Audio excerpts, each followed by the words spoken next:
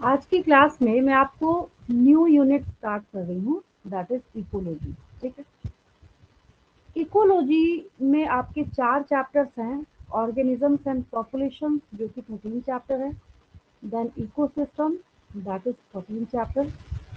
Biodiversity and conservation that is 15 chapter and environmental issues that is 16 chapter. लेकिन अभी जो syllabus reduce होके जो न्यू बुक्स आई है मार्केट में, उसमें जो चैप्टर का जो नंबर है वो चेंज हो चुका है। ठीक है, तो हालांकि अभी फिलहाल रिसेंट हम लोग नीट के एग्ज़ाम के अकॉर्डिंग तैयारी कर रहे हैं, तो हम जो चैप्टर जैसे जिस सीरीज़ में था उसी सीरीज़ में उसको तैयार कर रहे हैं। ठीक है,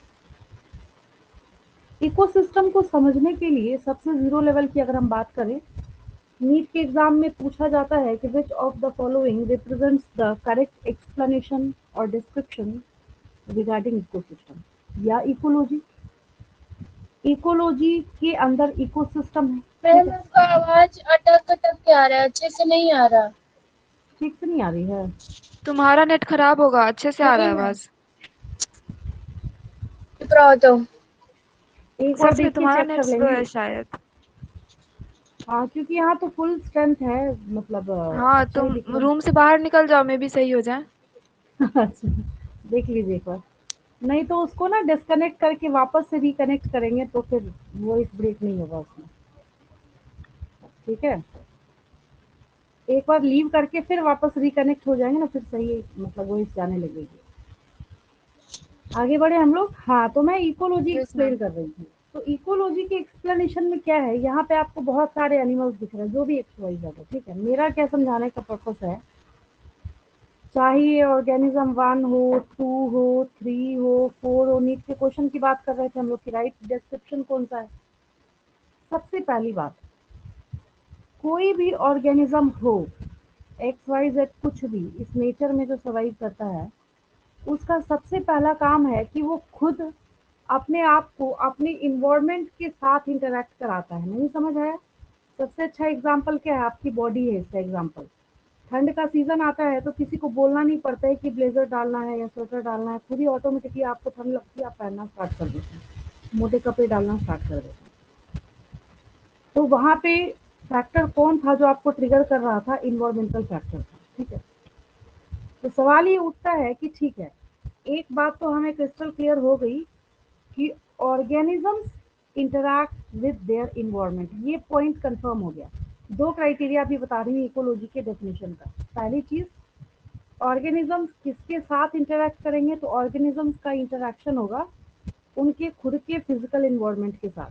ठीक है, दूसरी बात, अब अगर खुद को आप देखें तो क्या इस दुनिया में जितने भी लिविंग सिस्टम में जितने भी ऑर्गेनिज्म सर्वाइव करते हैं, उनके साथ इंटरेक्शन नहीं है क्या?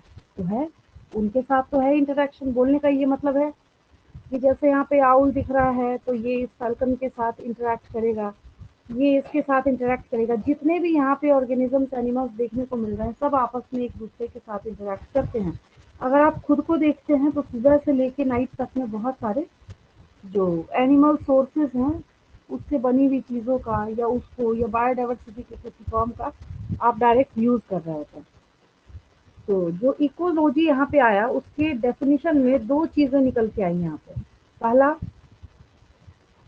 कि ecology is the study of organisms and how they interact with the environment, पहला पॉइंट। और दूसरी बात, पहला हमने क्या सीखा यहाँ पे कि वो अपने इन्वायरमेंट के साथ क्या इंटरैक्ट कर रहा है। दूसरी बात ये है, and all the organisms which are interacting with each other, उनका खुद का भी आपस में क्या है, इंटरेक्शन है वहाँ पे। ठीक है, तो एक क्वेश्चन के लिए, सिर्फ किस क्वेश्चन के लिए कि हाँ, अगर हम यहाँ पे इकोलॉजी की बात करेंगे तो उसके डिस्क्रिप्शन को हम कैसे सीखेंगे, सिर्फ क्वेश्चन को कैच करने के लिए मैं आपको इसका दो क्राइटेरिया बता रही हूँ। नोट करने की ज़रूरत नहीं है, एक अपना स्क्रीनशॉट लेते चलेंगे ताकि आपको याद होता चला जाए और देख लेंगे एक बार उसको थोड़ी। तो इकोलॉजी का दो क्राइटेरिया मैंने आपको सिखाया है क्या। तो पहला हो गया यहाँ पे, या ऐसे एक साथ भी अगर एग्रीगेट करके लिखें उसमें भी मैं हाईलाइट करके आपको बता सकती हूँ। पहला ये है कि ecology is the study of पहली बात ऑर्गेनिज्म, ये हो गया, and how they They interact.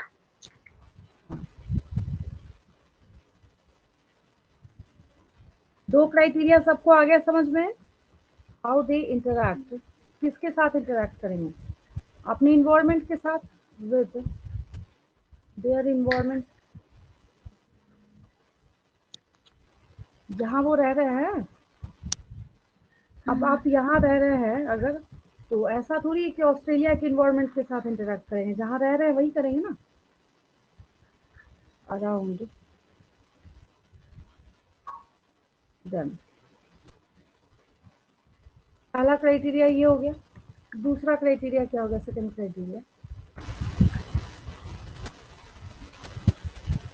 Interaction between all organisms in a common geographical area। दो बातें हो गई यहाँ पे, बस। अब आगे बढ़ते हैं, फिर नेक्स्ट क्वेश्चन पे हम लोग चलते हैं। ये हो गया एक, ये डन हो गया, इसका स्क्रीनशॉट ले लेंगे। दो क्राइटेरिया मैंने यहाँ पे सिखाया, ये क्वेश्चन 1 हो गया आपका, ठीक है। देन उसके बाद जब हम आगे बढ़ते हैं इससे, तो ये यूनिट है आपका, दैट इज यूनिट 10। और यहाँ हम लोग जो स्टार्ट कर रहे हैं, पहला वर्ड बिल्कुल कट टू कट समझते चलेंगे। अगर कोई आपसे पूछे what is the meaning of diversity, एक लाइन में या हाफ लाइन अगर मैं बोलूँ, डेफिनेशन कौन बोलेगा बताइए मुझे? व्हाट इज डाइवर्सिटी या बायोडाइवर्सिटी? डाइवर्सिटी या बायोडाइवर्सिटी क्या है? अगर मैं चार ऑप्शन दूं, चार ऑप्शन बोलने का मतलब है, पहली चीज मैं ये बोलूं वैरायटी ऑफ ऑर्गेनिज्म, फिर मैं दूसरी चीज ये बोलूं वैरायटी ऑफ कम्युनिटीज, फिर मैं बोलूं वैरायटी ऑफ स्पीशीज, फिर मैं बोलूं variety of species of same geographical area but differ in their habitat. तो अगर मैं आपको इतने सारे ऑप्शंस दे रही हूँ, तो डाइवर्सिटी को कैच करने का तरीका क्या है कि डाइवर्सिटी में कुछ भी चाहे ऑप्शन में क्यों ना लिखा हो, ये भी पूछा जा चुका क्वेश्चन है, क्योंकि ये छोटे छोटे टर्म्स ऐसे हैं जो कि बेस बनाने का काम तो करता है, लेकिन बच्चों को सबसे ज्यादा कंफ्यूजन भी उसी में होती है, ठीक है। तो डाइवर्सिटी यहाँ पे क्या हो गया? वैरायटी ऑफ स्पीशीज, और कुछ हो ही नहीं सकता इसकी बजाय। एक बात मैं और बता दूं, क्या बोलने का मतलब हुआ आपके पास क्या होगा? Variety of individuals in a population, wrong option. Then आपको लिखा होगा वैरायटी ऑफ डिफरेंट जेनरा, वो भी गलत हो जाएगा। वो जानबूझ के टेक्सोनोमिक हायरार्की में से एक ऑप्शन को डाल के आपको चेक करने की कोशिश करेगा। देन वैरायटी ऑफ स्पीशीज, तो एक क्रिस्टल क्लियर आंसर है इसका, वैरायटी ऑफ स्पीशीज। क्या बोलने का मतलब हो गया इसका? वैरायटी ऑफ स्पीशीज बोलने का मतलब हुआ कि अगर हम एक बर्ड की स्पीशीज को देख रहे हैं, जैसे इस कॉमन जियोग्राफिकल एरिया में आप जहाँ रह रहे हैं, जहाँ भी बैठे हुए हैं, तो अभी नाइट के टाइम में ऑब्वियस है जितने भी ट्रीज अवेलेबल है, हालांकि अब तो बहुत कम हो चुके हैं, बट उसके बिना आप सर्वाइव भी नहीं कर सकते, जो भी है वहाँ पे, तो उस पे जो ये बर्ड सर्वाइव कर रही हैं, तो क्या सिर्फ यही है क्या? ह्यूमंस भी है, काऊ भी है, डॉग भी है, कैट भी है, सब कुछ है वहाँ पे, ठीक है।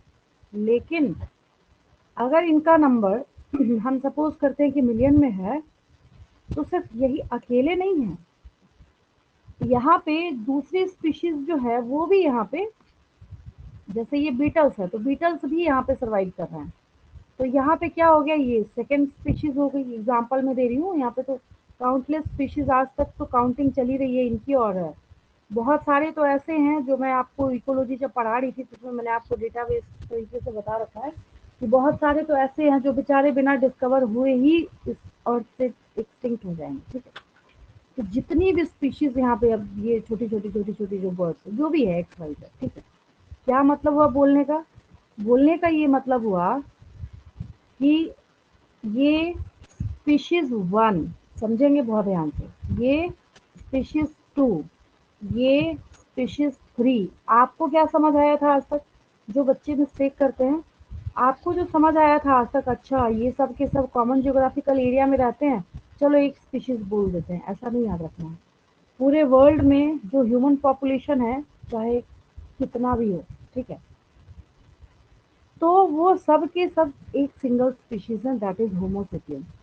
तो हमने तो बोला डाइवर्सिटी, तो डाइवर्सिटी यहाँ पे डेंजरस हो गया अपने आप में। डाइवर्सिटी का मतलब है वैरायटी ऑफ स्पीशीज। तो अब तो कंफ्यूज नहीं करेंगे, इसमें क्रिस्टल क्लियर हो गया सबको डाइवर्सिटी की डेफिनेशन क्या है या डाइवर्सिटी का राइट डिस्क्रिप्शन क्या है, ये सारी चीजें आपको क्लियर हो गई। और एक जो आपको यहाँ पे इंटरफेयर करने का काम करेगा इस कॉन्सेप्ट के साथ, तो एक दूसरा कॉन्सेप्ट आपके साथ आता है नहीं इस चैप्टर का, बट बच्चे इसमें कंफ्यूज करते हैं। जो क्लास में भी पढ़ाते वक्त एटलीस्ट बहुत सारे चैप्टर में घूम घूम के आता है।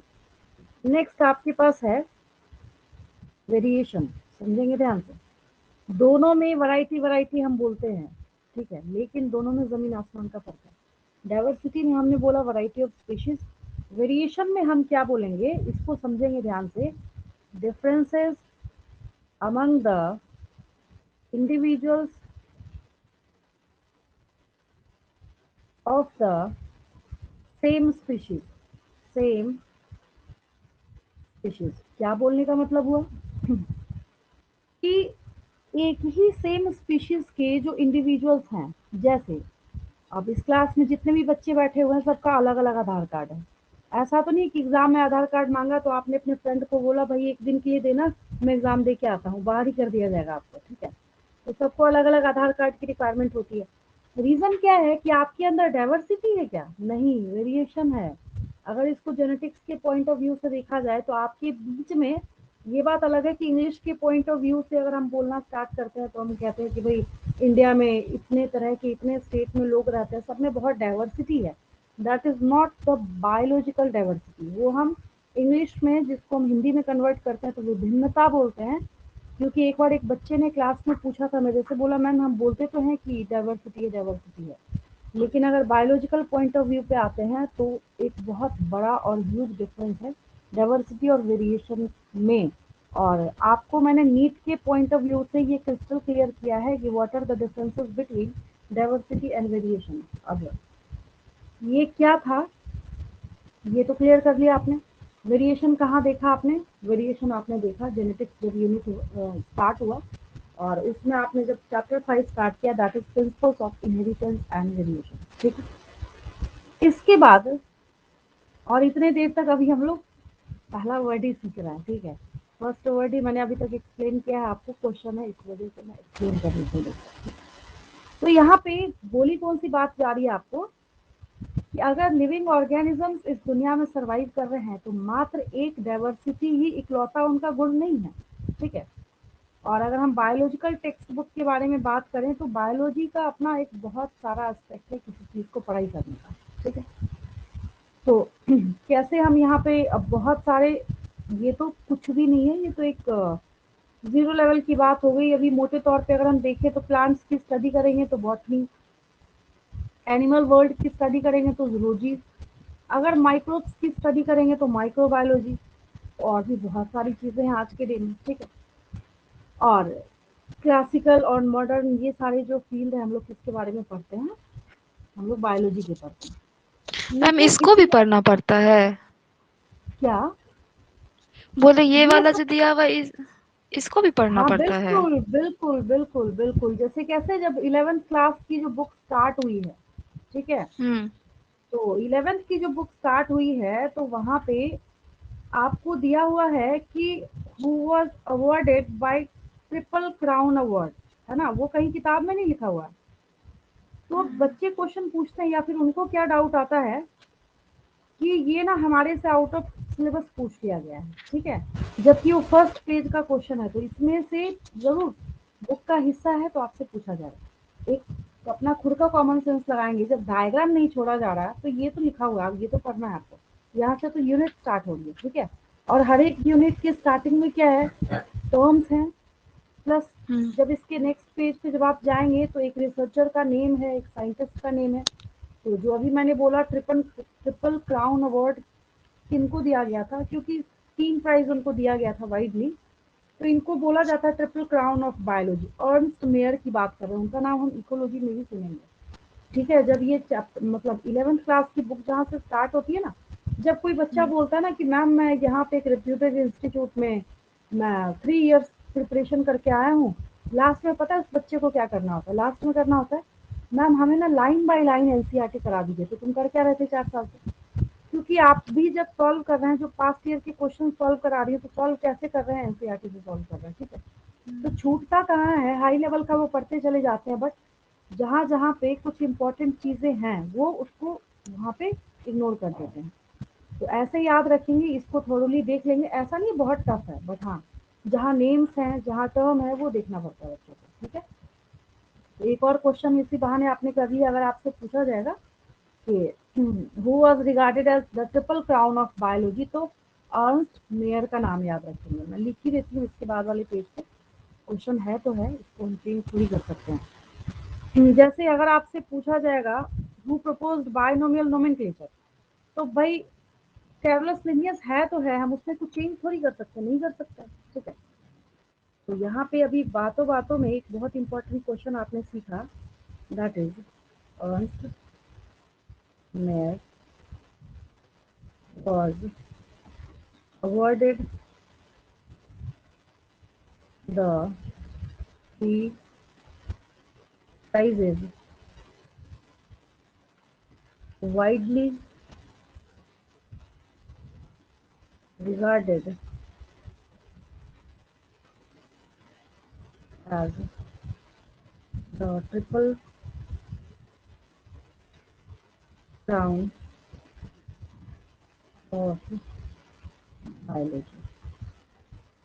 और इस क्लास के बाद, आज की क्लास के बाद होमवर्क ये है कि आज की मैंने जितने देर भी पढ़ाया हो, चाहे चाहे जितने भी देर की क्लास हो, मुझे हर एक बच्चा ना उससे मैक्सिमम क्वेश्चंस निकाल के, और चाहे वन वर्ड आंसर हो, चाहे जिस तरीके से क्वेश्चन कर रहे हैं, मैक्सिमम क्वेश्चंस निकाल के मुझे सेंड करेंगे। आपको प्रिपरेशन करनी है तो मैं करा रही हूँ प्रिपरेशन, ठीक है। इससे क्या होगा कि इस चैप्टर का एक भी क्वेश्चन जो है वो रिमेनिंग नहीं रहेगा, ठीक है। एक इम्पोर्टेंट क्वेश्चन ये भी सीखा आपने। चलिए वापस हम उसी पेज पे चलते हैं। ये अगर आपको नोट करना हो तो कर सकते हैं कुछ, मेरे ख्याल से 1 मिनट के अंदर ही एक लाइन आप लिख सकते हैं।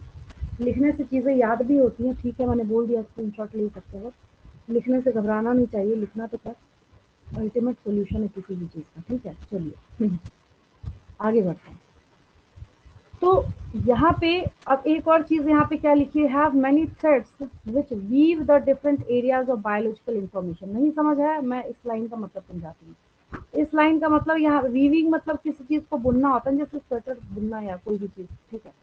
बोलने का क्या मतलब है, अभी हम बायोलॉजिकल वर्ल्ड की पढ़ाई कर रहे हैं, या फिर अगर हम इस पूरे लिविंग सिस्टम में ऑर्गेनिजम्स को देखना स्टार्ट करें, जैसे एज फॉर एग्जांपल हमें यहाँ प्लांट दिखा और ये एक एनिमल है। अब हम एक प्लांट सेल की यहाँ से उठा के पढ़ाई करें और एक एनिमल सेल की उठा के पढ़ाई करें, क्या दोनों में फर्क नहीं होगा, डिफरेंस नहीं होगा? होगा। तो दोनों के सेलुलर स्ट्रक्चर के बारे में जो डिफरेंसेस हैं वो कौन डील करेगा? तो वो साइटोलॉजी का ब्रांच डील करेगा, मतलब जो सेल की स्टडी करता है, ठीक है।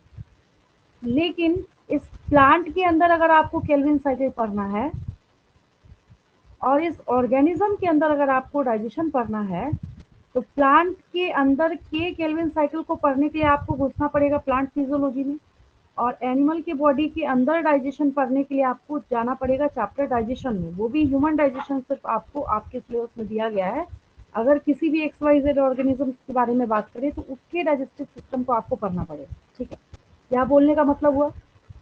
तो जो बायोलॉजी है इसको सबसे ब्रॉड ब्रांच बोला जाता है साइंस का, जितने भी साइंस अवेलेबल है, ठीक है।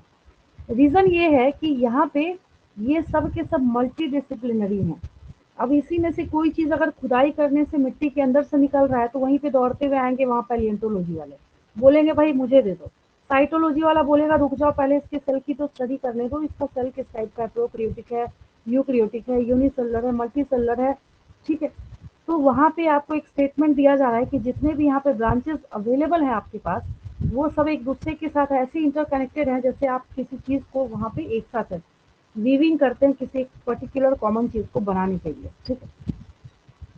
और एक जितने भी यहाँ पे जो भी इकोलॉजिस्ट हैं, और इकोलॉजी के बारे में हम लोग बात करें तो कह रहा है कि gives us a holistic perspective of biology. क्योंकि यहाँ पे ना नेचर में आपको जो दिख रहा है वही पढ़ाई करनी है, कोई डिस्ट्रक्शन नहीं करना है, कोई ऐसी चीज़ नहीं करनी है, जो हमारे पास अवेलेबल है किसी चीज़ को, जैसे इन्वायरमेंटल इश्यूज चैप्टर आएगा तो कैसे ट्रीट करना है, बस वही सारी चीज़ें हमें यहाँ पे पढ़नी है, ठीक है।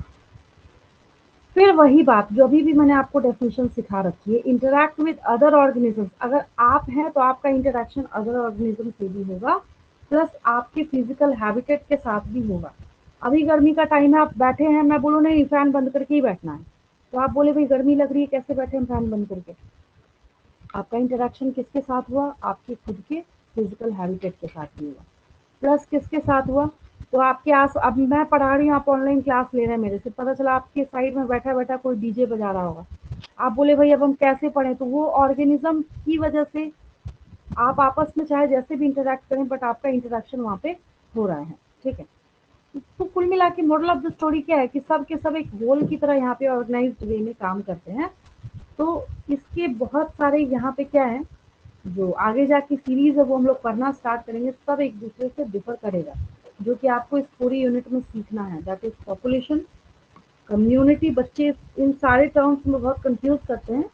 देन आपके पास इकोसिस्टम है, और पूरा का पूरा जब हम लोग होल बायोस्फीयर के बारे में बात करते हैं, ठीक है। सब कौन पढ़ाएगा आपको, इकोलॉजी पढ़ाएगा, ठीक है। एक और टर्म आ गया आपके पास, एक और क्वेश्चन आ गया यहाँ से, ये कई बार मैंने बता रखा है, मेरे ख्याल से 11th की बुक जब मैं फर्स्ट टाइम स्टार्ट करती हूँ ना, वहाँ भी बच्चों को मैं यही चीज़ सिखाती हूँ कि जहाँ भी एंथ्रोपोजेनिक एंथ्रोपोजेनिक एंथ्रोपोजेनिक लिखा हो ना, तो एंथ्रो मतलब आप समझ जाना है आपको ह्यूमन, इतना दिखा ना, एंथ्रो मतलब ह्यूमन।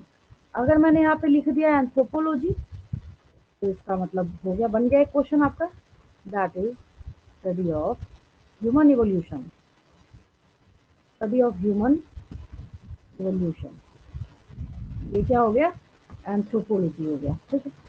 तो यहाँ पे आपको एक चीज बताई जा रही है कि हम चाहे किसी भी चीज की पढ़ाई करें, लेकिन ह्यूमन नेचर क्या है ना, ह्यूमन बहुत सेल्फिश है, वो किसी ऐसे चीज की पढ़ाई कभी कर ही नहीं सकते जो उनके काम का नहीं है, पहली बात हमेशा याद रखेंगे इस बात को। तो हम यहाँ पे क्या पढ़ेंगे, study of anthropogenic environmental degradation, human behaviour की वजह से जो इन्वायरमेंट का लॉस डे बाय डे जो डिग्रेडेशन हो रहा है वो भी पढ़ेंगे हम लोग, और जो सोशियो पॉलिटिकल इश्यूज है जो इसने खड़ा किया वो भी पढ़ेंगे। तो ये जो यूनिट है हमें किस चीज के बारे में डिस्क्राइब करेगा, पूरा जो क्रिटिकल व्यू है, ये सारे एस्पेक्ट था वो हम लोग इस यूनिट में पढ़ने वाले हैं, ठीक है। तो एक छोटा सा पैरा था जिससे इतने सारे क्वेश्चन जो है वो मैंने एक्सप्लोर करके बताया आपको, ठीक है। बाहर मैंने उसको यहाँ से आइसोलेट करके बताया। अगला एक और क्वेश्चन आपके पास आ रहा है, ये पेज आपने नोट कर रखा होगा, जिस बच्चे ने नोट नहीं किया स्क्रीनशॉट ले सकते हैं, आगे बढ़ते हैं। अब देखिए, अब इस यूनिट के पेज के बाद एक और नेक्स्ट पेज जब हम लोग आगे बढ़ते हैं, तो यहाँ पे हमारे पास बहुत प्राउड की बात है कि क्या है, यहाँ पे एक इंडियन है, ठीक है। तो इनको father of ecology in India बोला जाता है। क्या बोला जाता है, बढ़िया क्वेश्चन नीट के एग्जाम का। तो एक चीज आपने क्या सीखा, जहां बैठे ना वहीं 5 बार रिपीट कर लेंगे, जो बच्चा जहां बैठा है वहीं 5 टाइम्स रिपीट कर लेंगे। अब टाइम है ही नहीं आपके पास, अगर मैं बोलूँ कर लेना तो कर लेने का तो टाइम है ही नहीं, जहां बैठे हैं वहीं रिपीट कर लेंगे। मैंने बोला father of ecology in India बोला है मैंने, यहाँ पे क्वेश्चन में एक सावधानी बरतनी है आपको, ठीक है। अगर मैं आपसे बोलूं कि जो फादर ऑफ इकोलॉजी है, ठीक है, वो यहाँ पे चेंज हो जाएगा। अगर आपसे कोई पूछे कि फादर ऑफ मॉडर्न इकोलॉजी कौन है, वो यहाँ पे चेंज हो जाएगा आपके पास, एक यूगिन ओडम है उनका नाम आएगा, मैं अलग अलग करके लिख देती हूँ हालांकि आपको, ठीक है। तो ऐसे करके आप लोग इसको याद रखेंगे। ये सिर्फ क्या है, यहाँ पे father of ecology in India नाम सुन के ही पकड़ लेंगे, रामदेव मिश्रा, इतना सीधा साधा सा नाम है, लगी रहा इंडिया के, ठीक है। इनका बोर्न जो है 26 अगस्त 26 अगस्त को 1908 में 1908 में हुआ था, ठीक है। अच्छी बात ये है कि पीएचडी भी इन्होंने किसमें करी थी, इकोलॉजी में करी थी 1937 में, ठीक है। और जब पीएचडी किया जाता है ना तो किसी के गाइडेंस में करते हैं, तो किसके अंडर में किया था इन्होंने, डब्ल्यू एच पियर्सल के अंडर किया था। ये नहीं पूछा जाएगा आपसे किसके अंडर में किया था, बट हाँ ये जरूर पूछा जाएगा कि father of ecology in India यहाँ पे कौन है, ठीक है। दूसरी बात ये है कि BHU बनारस हिंदू यूनिवर्सिटी आज भी है, बहुत रिप्यूटेड यूनिवर्सिटी है और बहुत उम्दा कैंपस है उसका, ठीक है। आप जाके घूम सकते हैं, आपको पता चल जाएगा, ठीक है। तो इनका काम क्या था कि ये टीचिंग और रिसर्च जो है यहीं के इकोलॉजी डिपार्टमेंट में कर रहे थे, ठीक है। और वहाँ पे क्या था, इनके पास डिपार्टमेंट ऑफ बॉटनी के अंदर ये सारी चीजें जो है वो डिस्कस कर रहे थे, ठीक है। क्या क्या इन्होंने पढ़ाई किया, इनके पास किस किस चीज़ की अंडरस्टैंडिंग थी, किस किस चीज़ की समझ थी कि ट्रॉपिकल कम्युनिटीज़ हैं, इनका जो सक्सेशन है, सक्सेशन मतलब बारी बारी बारी बारी बारी बारी से आगे आगे आगे आगे बढ़ते चले गए, तो किस तरीके से कहीं का कोई पॉपुलेशन जो है वो चेंज होता चला जाता है। अब आज आप जहाँ जिस जगह बैठ के पढ़ाई कर रहे हैं, तो वहाँ पे एक समय में क्या थे, कभी डायनासोर थे, जब डायनासोर भी नहीं आए होंगे तब उसके पहले क्या था, कुछ और था। और जब भी कभी किसी के एक्सटिंक्शन के बारे में एनसीईआरटी में या दुनिया की किसी बुक में जब इवोल्यूशन में आप पढ़ना स्टार्ट करते हैं, वहाँ पे एक लाइन जरूर मेंशन करी होती है, क्या कि इसके एक्सटिंक्शन का जो रीजन है वो आज तक अननोन है या उसके ऊपर रिसर्च चल रहा है। ये सारी बातें आपको सुनने को मिलती है। एग्जैक्ट रीजन जो है बहुत रेयरली कहीं ऐसा लिखा होता है कि हमें सुनने को मिले, ठीक है। तो क्या कर रहे थे ये, environmental responses of plant population and productivity, खूब सिखाया है मैंने आपको, प्रोडक्टिविटी पढ़ना है आपको यहाँ पे। Productivity is the rate of biomass production, productivity is the, कहीं पे जो बायोमास के बनने का रेट होता है उसको हम प्रोडक्टिविटी कहते हैं, ठीक है। न्यूट्रिएंट साइक्लिंग तो आपको पता ही है, नाइट्रोजन साइकिल पढ़ेंगे, कार्बन साइकिल पढ़ेंगे, फॉस्फोरस साइकिल पढ़ेंगे, क्या है ये, न्यूट्रिएंट साइकिल, ठीक है। ट्रॉपिकल फॉरेस्ट में और ग्रासलैंड इकोसिस्टम में। तो ये पहले इंडिया के थे जिन्होंने पोस्ट ग्रेजुएट कोर्स किया इकोलॉजी में, इसके पहले किन्होंने किया नहीं था, तो जिसकी वजह से आपको समझ आ रहा होगा कि जब इकोलॉजी की यूनिट स्टार्ट करी जा रही है तो आपकी फोटो क्यों नहीं लगी, इन्हीं की फोटो क्यों लगी हुई है, तो ऑब्वियस कुछ किया होगा तभी तो लगी हुई है इनकी। तो इन्होंने इतना इम्पोर्टेंट वर्क किया था, सबसे फर्स्ट पोस्ट ग्रेजुएट थे ये इकोलॉजी में, तो जिसकी वजह से यहाँ पे इनको इतना ऑनर दिया गया, ठीक है। और इनके सुपरविजन के अंदर मैंने आपको पहले ही बोला कि पीएचडी किन्हीं के अंडर सुपरविजन में किया जाता है, तो इनके अंडर 50 स्कॉलर्स ने जो है वो अपना पीएचडी कंप्लीट किया, ठीक है। फिर आगे क्या हुआ, and moved on to other universities and research institute to initiate ecology teaching and research across the country. अब है आपको खैर कॉमन हो गया, आपको इस फील्ड में भी लोग करते हैं, ठीक है। He was awarded honoured with the fellowships of the Indian National Science Academy and World Academy of Arts and Science and the prestigious Sanjay Gandhi Award in Environmental and Ecology। बन गया question आपका। अब यहाँ पे question क्या बन गया आपका, who was awarded bye Sanjay Gandhi award in environment and ecology. जहाँ बैठे हैं वहीं इसको नोट कर लेंगे, रामदेव मिश्रा, सामने इस अवार्ड का नाम लिख लेंगे, ठीक है। अभी कभी याद कर लेंगे, आपको पता चल रहा होगा कि कुछ हमने किया भी नहीं है, बैठे बैठे 30 क्वेश्चन आपने सॉल्व कर लिया होगा। अभी नहीं पता चलेगा, जब मैं पूछना स्टार्ट करूंगी तब पता चलेगा आपको। मैं आपसे क्वेश्चन पूछूंगी, अभी तो बता ही देंगे, अभी तो जस्ट एक का दो का नाम आपने पढ़ा है तो आपको अभी बता ही देंगे, ठीक है।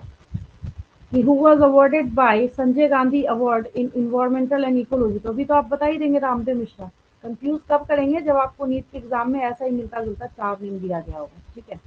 तो याद रखेंगे, इन्होंने बहुत एफर्ट लगाया, मतलब अभी हमें क्या है, हमें अपने काम से मतलब है, डेली का हमारा जो रूटीन है वो परफॉर्म हो जाना चाहिए, लेकिन उसके सिवाय हट के नेचर के लिए कोई यहाँ पे रिसर्च वर्क कर रहा है तो बहुत बड़ी बात हो जाती है यहाँ पे। तो due to his efforts the government of India established the national committee for environmental planning and coordination, 1972 में बनाया गया इसको, which in later years paved the way for the establishment of the Ministry of Environment and Forest। और आज ये survive करता है, इसके कई मेंबर्स होते हैं और जिनके पास इस पूरे, अब कल को जाके पता चला कि आपने भी कोई ऐसा बहुत सराहनीय काम किया, आपने एक ऐसा काम कर लिया जिसके ऊपर भी रिसर्च चल रहा है, आपने एक ऐसा काम कर लिया कि किसी प्लांट से आपने ये पता लगाया कि अच्छा इससे जो है हम पेट्रोल बना सकते हैं, तो जिसकी वजह से क्या होगा, जो नॉन रिन्यूएबल सोर्स है उसकी बजाय लोग उसी पौधे को लगाने लगेंगे, भर भर के लोग बोलेंगे वाह मेरा पेट्रोल का प्राइस बच जाएगा। मतलब एक बात मैं बता रही हूँ, ऐसा है नहीं, मैं एक एग्जांपल दे रही हूँ।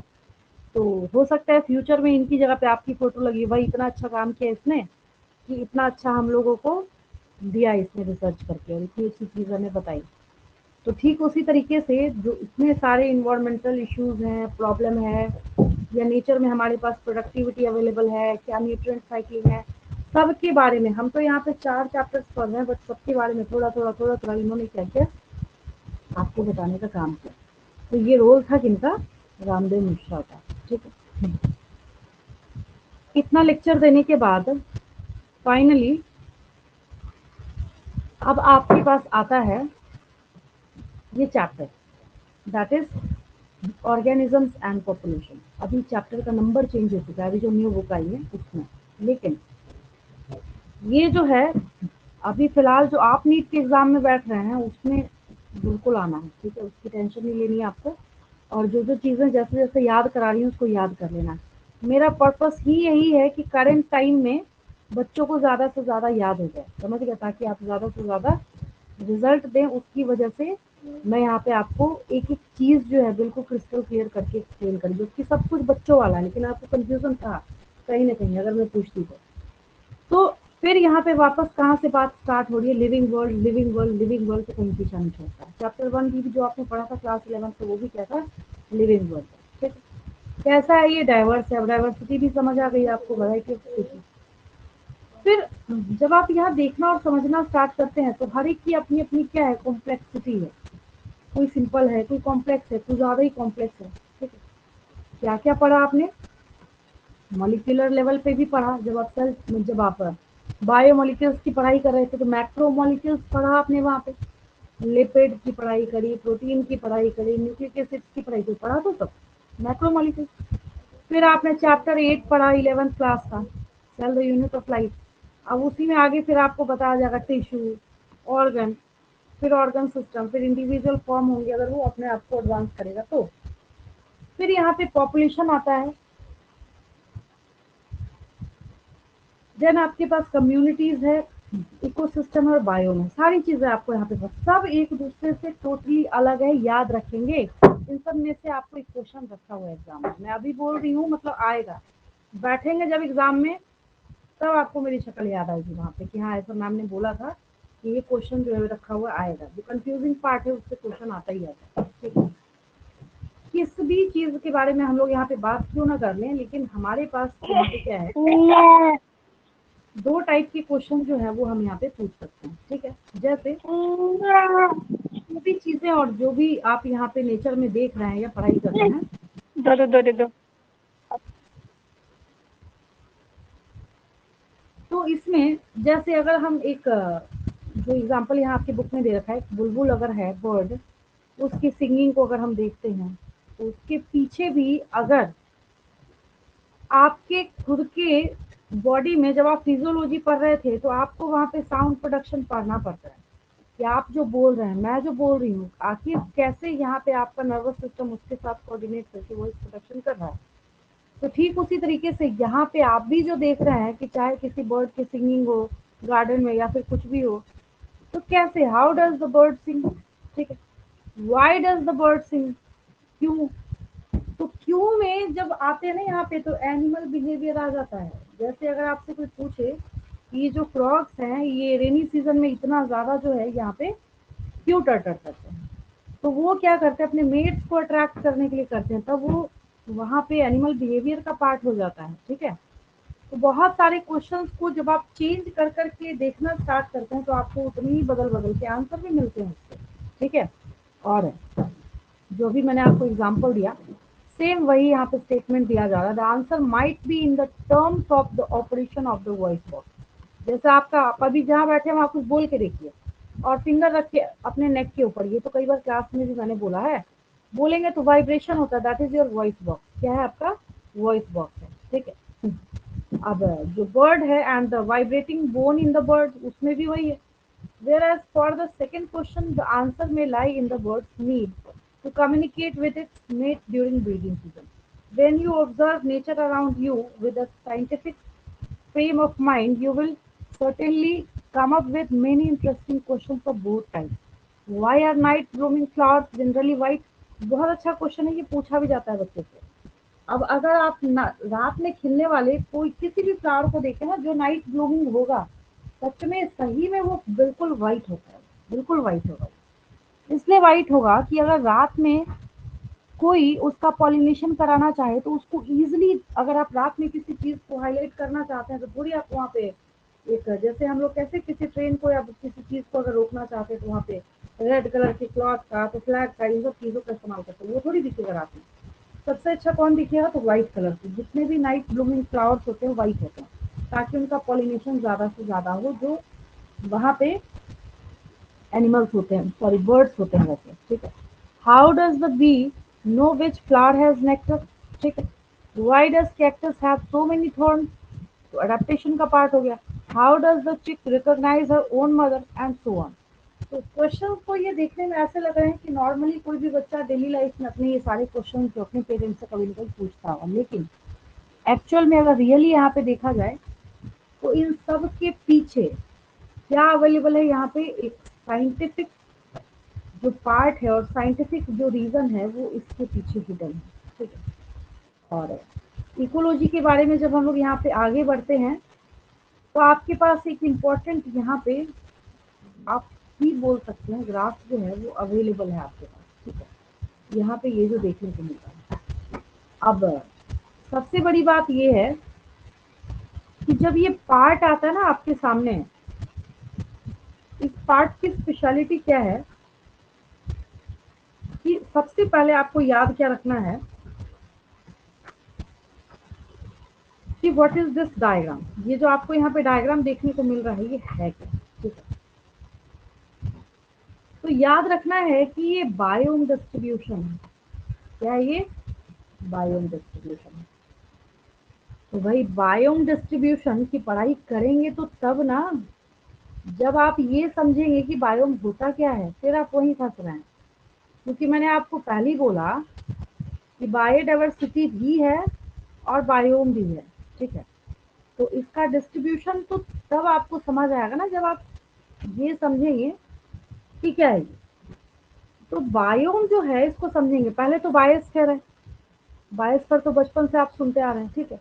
सबसे पहले हम लोग यहाँ पे बात करते हैं बायोस्फीयर की। देखिए बायोस्फीयर, बायोस्फीयर को जब भी आप क्लासिफाई करते हैं, बच्चों को मैं कहती हूँ ट्रिक याद रखना, हॉल। हॉल मतलब हाइड्रोस्फीयर, फिर यहाँ पे सेकंड याद रखना एटमॉस्फेयर, फिर यहाँ पे याद रखना लिथोस्फीयर।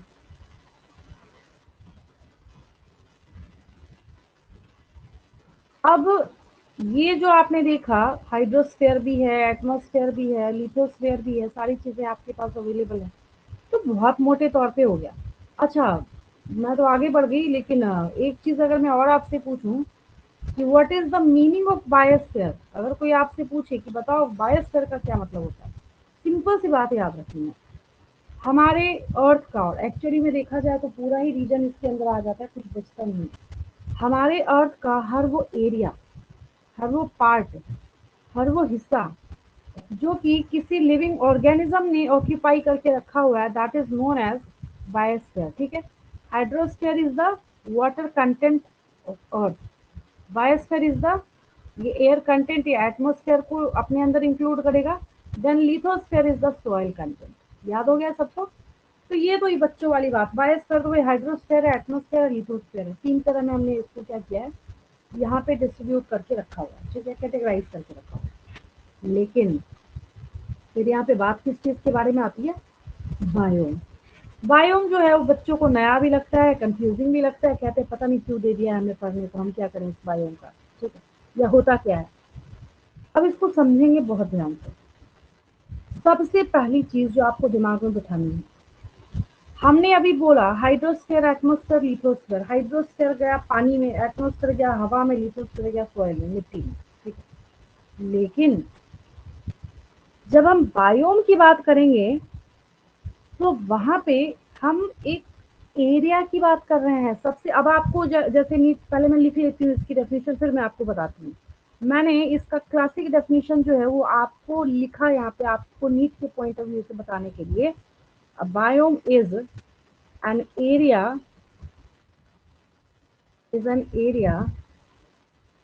क्लासिफाइड, फिर आपको तुरंत समझ आ जाए, according to the species that live in that location, live in that location। अब तुरंत समझ, एग्जाम में आपको दिया जाएगा बायोम इज, अब आप बोलेंगे इतना ध्यान से तो हमने पढ़ा ही नहीं था। आपको क्वेश्चन क्या दिया जा रहा है, बायोम इज, बस इतना ही लिखा है। जितना छोटा क्वेश्चन होता है उतना डेंजरस होता है, इतना ही होगा आपने। आपको लिखा जाएगा a particular area, second option दिया जाएगा collection of organism, third part आपको दिया जाएगा type of an ecosystem. But ये क्या है, हम एरिया की बात कर रहे हैं यहाँ पे। कैसे हमने कैसे डिवाइड किया कि वहाँ भाई कौन किस एरिया में सर्वाइव कर रहा है, क्या है, नहीं है। तो हमने इस आधार पे इसको बांट रखा है कि जो स्पीशीज हैं उस पर्टिकुलर लोकेशन में कैसे कैसे सर्वाइव करते हैं। जैसे हमने बड़ी आसानी से बोल दिया, हमने बोल दिया भाई देखो ऐसा है कि ये जो डेजर्ट वाला एरिया दिखता है, कौन सा एरिया दिखता है, ये जो डेजर्ट वाला एरिया दिखिए, देखिए डेजर्ट दिख रहा है यहाँ पे, ये जो डेजर्ट का एरिया दिख रहा है यहाँ पे बहुत ही, कितना पतला ही है, यहाँ पे बहुत ही नैरो रेंज में जो ऑर्गेनिजम्स हैं वो सर्वाइव करते हैं। और मीन एनुअल प्रेसिपिटेशन भी है इसका, दैट इज बिलो 50 है, ठीक है, सेंटीमीटर में है ये सर। तो इसके अकॉर्डिंग इसके क्वेश्चन सॉल्व होते हैं। डेटा जो है आपको इसी ग्राफ से दिया जाएगा। तो इसको समझेंगे तो तब ना, जब आपको ये समझ आएगा क्या डेजर्ट हम किसी ऑर्गेनिज्म को बोल सकते हैं क्या, नो। क्या हम हाइड्रोस्फीयर, एटमोस्फेयर या लिथोस्फीयर में से कुछ बोल सकते हैं डेजर्ट, हाँ भाई चलो ठीक है कि लिथोस्फीयर का एक पार्ट है, तो पार्ट है तो कुछ नाम तो देना पड़ेगा ना। तो एक और मैंने आपको यहाँ पे कॉन्सेप्ट क्या सिखा रखा है कि ये जो आप यहाँ पे करने वाले हैं, तो उसमें से बायोम एक पर्टिकुलर एरिया है जिसको हमने किस आधार पर क्लासिफाई किया है, भाई किस तरह के ऑर्गेनिज्म तुम कैरी करते हो, उस एरिया को हमने उसके आधार से यहाँ पे क्लासिफाई किया है। ये यहाँ पे क्या हो गया, आपका बायोम हो गया, ठीक है। यहाँ तक समझने में कोई दिक्कत किसी को, क्लियर है बिल्कुल, यहाँ तक क्लियर है बिल्कुल।